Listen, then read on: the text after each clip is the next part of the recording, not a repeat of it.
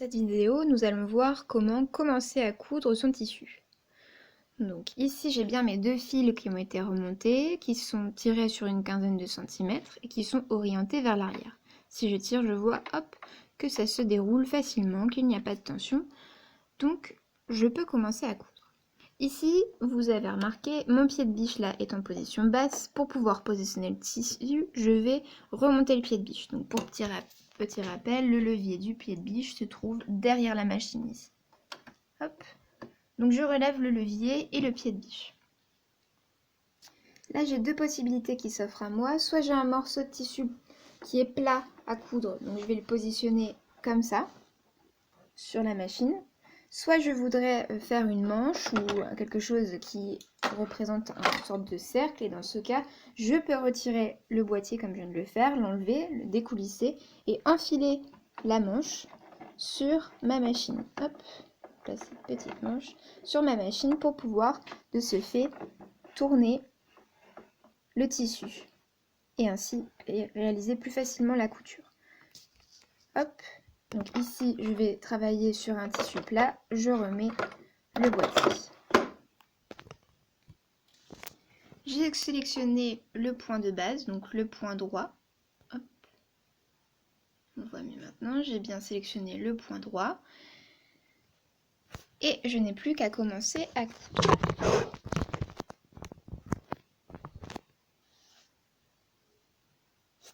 Ici, j'ai choisi un vieux morceau de tissu plat pour pouvoir m'entraîner, que je vais positionner sous le pied de biche, donc entre la machine et le pied de biche. Et là, je n'oublie pas de descendre mon pied de biche. Comme ça, le tissu est coincé et va pouvoir être guidé. Si j'oublie de descendre mon pied de biche, la machine va faire des points et le tissu ne va pas avancer, donc des points au même endroit, ça va faire des nœuds et ensuite la machine va arrêter de coudre. Donc il faut faire vraiment attention à bien redescendre le pied de biche. Donc là, je le relève, je positionne bien mon tissu et je redescends le pied de biche. Ça y est, je suis prête à coudre. Donc,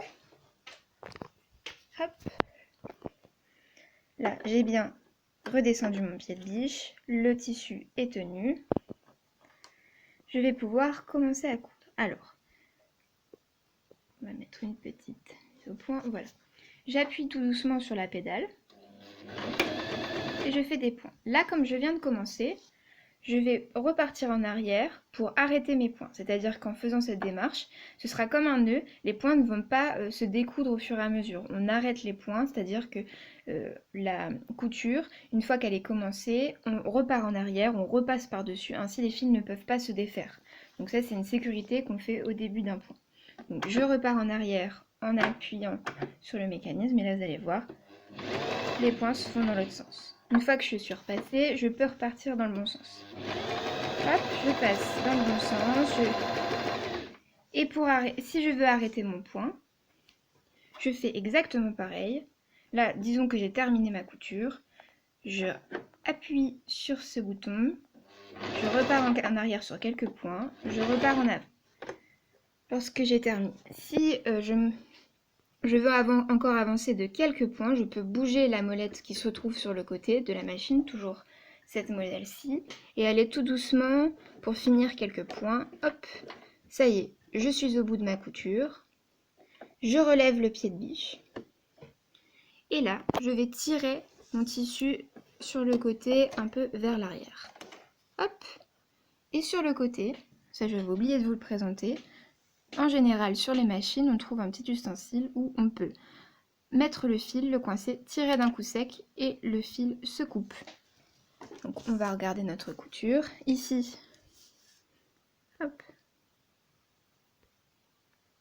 j'ai bien fait mes points droits, mes points simples, mes points droits.